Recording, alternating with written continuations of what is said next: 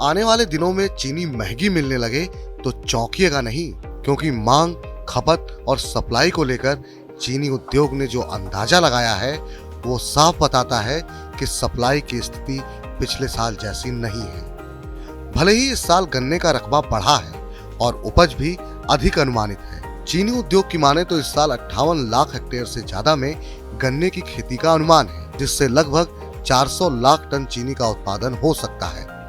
घरेलू खपत के लिहाज से देखा जाए तो जरूरत से काफी ज्यादा। लेकिन सरकार हर साल गाड़ियों के ईंधन में इथेनॉल की मिलावट के लक्ष्य को बढ़ा रही है और वो इथेनॉल भी गन्ने से ही तैयार होगा, यानी जिस गन्ने से चीनी तैयार की जा रही है उसी में से कुछ हिस्सा इथेनॉल उत्पादन में इस्तेमाल हो रहा है। उद्योग का मानना है कि अक्टूबर से शुरू हो रहे चीनी वर्ष 2022-23 में उतना गन्ना इथेनॉल बनाने में खपत होगा जितने से 45 लाख टन चीनी तैयार हो सकती है। इस साल करीब 34 लाख टन चीनी बनाने में जितना गन्ना इस्तेमाल होता उतने का इथेनॉल बनाया गया है। यही वजह है कि 2022-23 के लिए उद्योग ने चीनी के वास्तविक उत्पादन को लेकर जो शुरुआती अंदाजा लगाया है वो 2021-22 से करीब 5 लाख टन कम है। ऊपर से इस साल पुरानी चीनी का स्टॉक भी पिछले साल की तुलना में कम रहने का अनुमान है।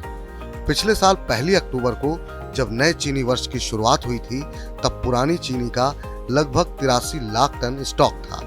इसमें 360 लाख टन उत्पादन को शामिल कर लें तो लगभग 443 लाख टन सप्लाई बैठती है।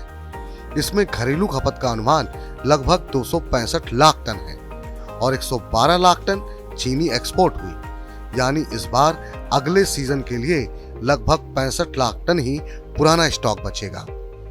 इतना ही नहीं, उद्योग ने 2022-23 में चीनी की घरेलू खपत भी 10 लाख टन बढ़ने का अनुमान लगाया है, जो सप्लाई को और सीमित कर सकता है और असर चीनी की कीमतों पर पड़ेगा। बाजार भी मांग और सप्लाई के इस गणित को भांप चुका है।